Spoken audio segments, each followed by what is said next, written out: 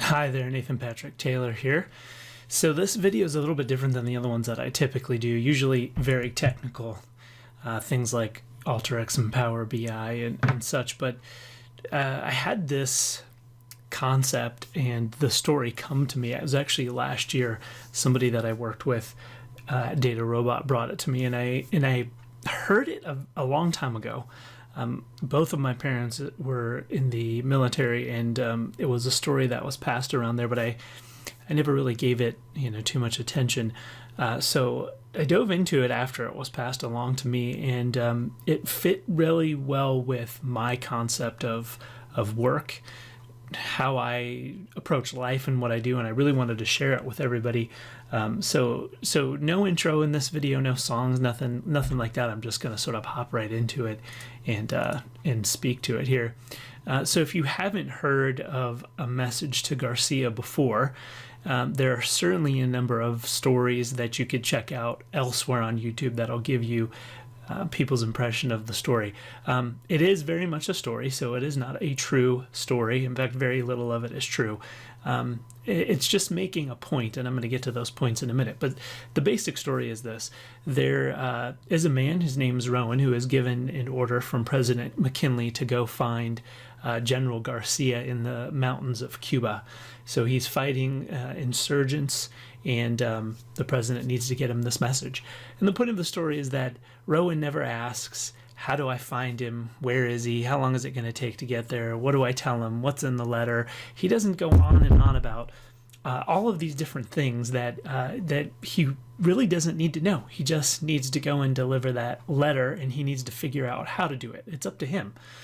And the story goes on and talks about a number of other things that happen when you are in a position where you are leading people and you're trying to get them to not just work harder, but also get things done. And that's really the point of the story. It's 2.5 pages long, maybe 2.25 pages, and it's written as if it could have been written yesterday. I mean, it's a really fascinating story. So my key takeaways from it, one of the things that he says is do the thing, and I'm reminded of the Nike slogan, just do it. It's an attitude of just getting stuff done, and that's one of the things that he points to in the story.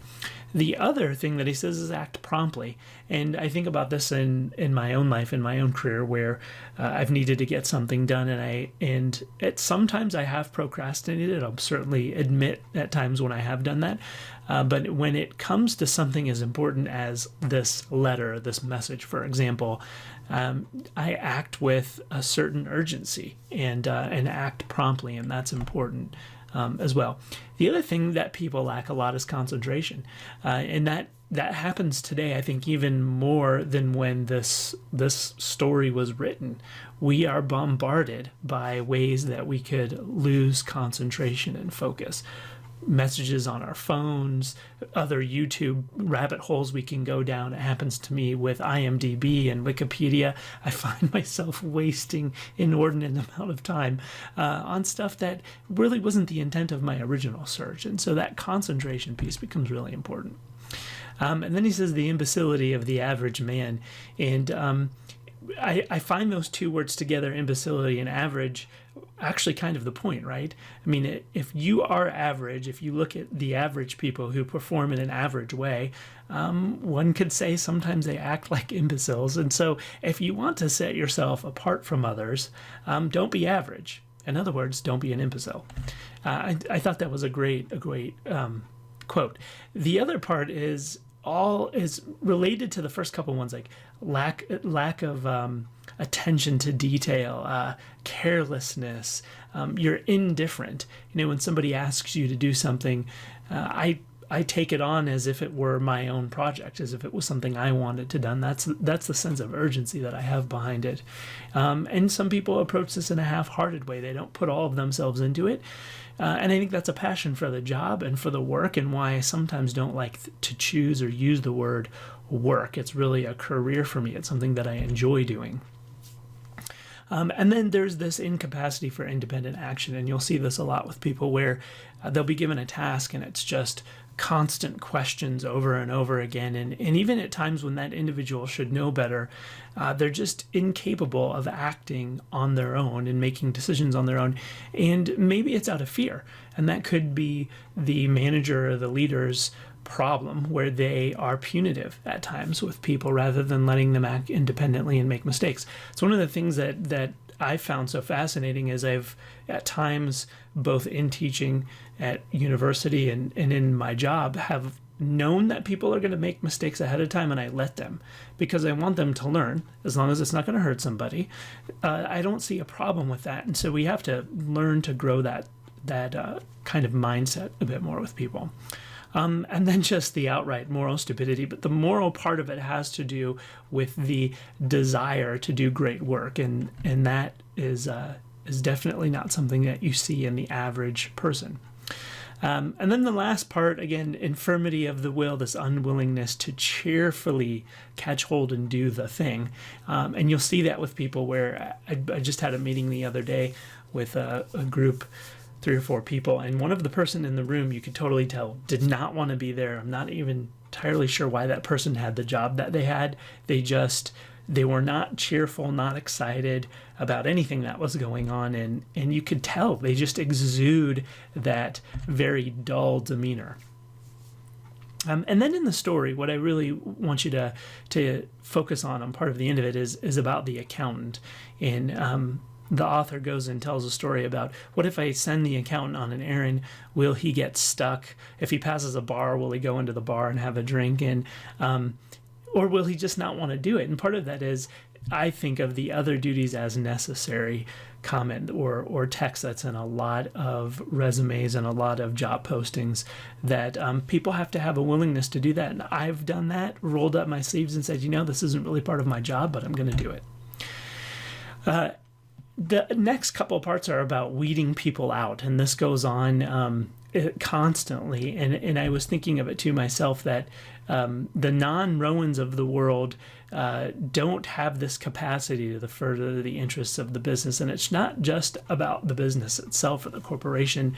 It sounds like that's the only master you're serving. But if you're truly enjoying what you're doing and the work that you're doing, then you have this capacity then to exude greatness rather than not being interested in the work, which goes back to the previous slide.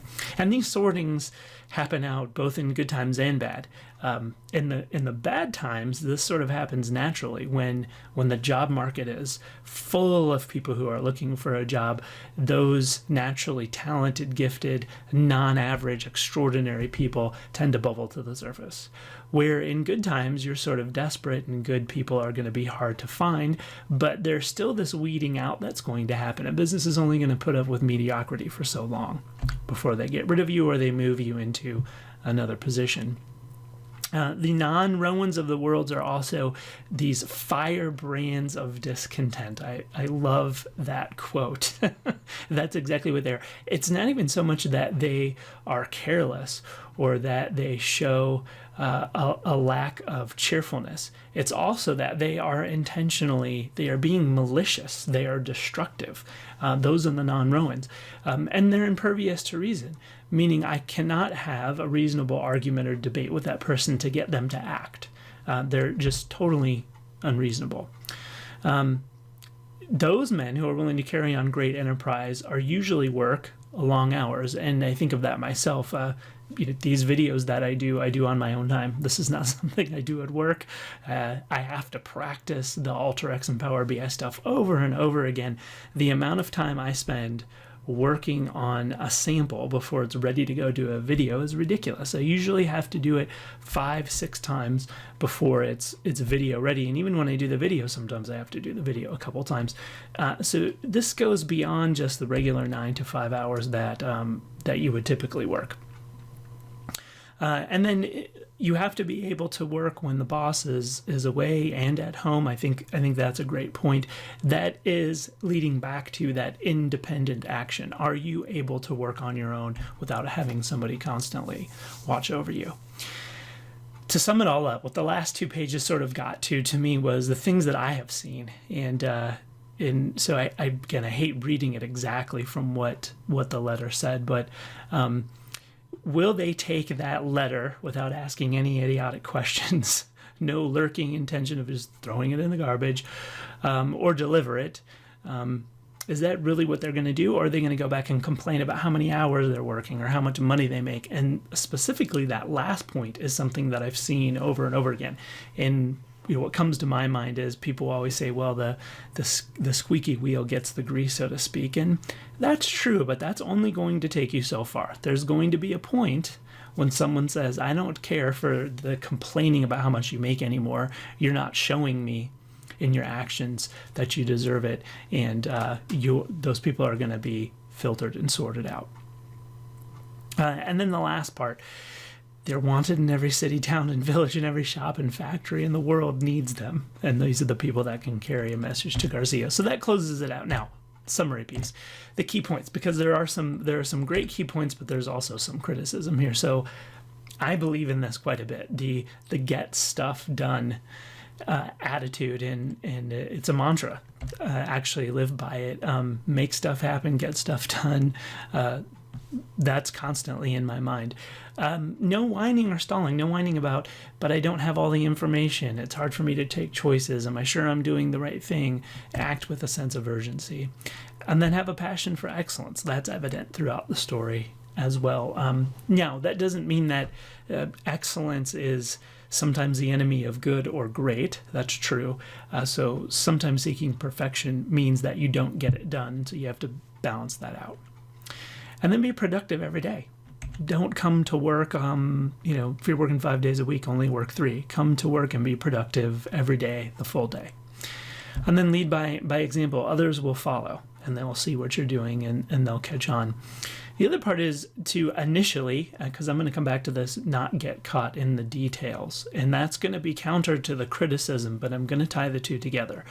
What that means is if you get caught in the details when you start, sometimes you'll stall, and that's a problem. But you still need to be mindful of them, and I'm always conscious of the saying, the devil's in the details, and that is super important, but you can't let them prevent you from getting started. You have to be a little bit flexible. That's why I use this Gumby analogy, that I can stretch and move and be able to make things work. So some criticism. So one of the things people will say about the story is that it's blind obedience to orders. And that you're just an automaton or a robot at that point. And that's really not what the story is about at all. The story is, here's the thing that I need you to do. You can go act independently upon your own initiative to get it done. So don't think in these narrow spaces of where you have to operate it. That's actually much wider than that. So that criticism is not true. The other thing people will say is there's actually a real story somewhat similar to this one about Sergeant York. It's a true story, and it was made into a movie. And this was about a sergeant, I believe, in World War I, who was told to go take out a machine gun nest. And one of the criticisms people will say is that if he would have followed the orders blindly, he would have got him and his troops killed. But that's not entirely true. The order was just to take the machine gun out. It didn't say how he had to do it. And this is the act independently, think independently concept. What he did was take his troops around the flank, that's the side and the back, and start sniping off the troops in the defending machine gun pit one by one. The defenders thought they were surrounded and that they were getting destroyed, so they immediately surrendered. All 132 of them surrendered to 7 American troops. That's acting intelligently and independently, not following blind orders. The other part of it is people will say, well, isn't this just micromanaging? If somebody's there constantly telling you what to do.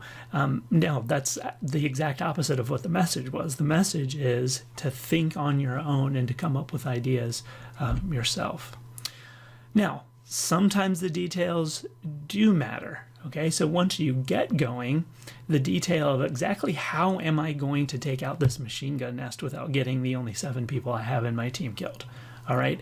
At that point, the details matter. I have to stay hidden. Maybe I'm firing from behind a tree. There's important things that you have to think about once you get going. But again, don't let that stop you and prevent you from making it happen. All right, that's all I've got for you. Thank you. I know this is a different video than what people are used to seeing, so I appreciate the attention. Let me know in the comment section below what you all think. Am I crazy? Am I spot on? And also, if you want to see more videos like this, I'd be happy to share. Thanks. Bye-bye.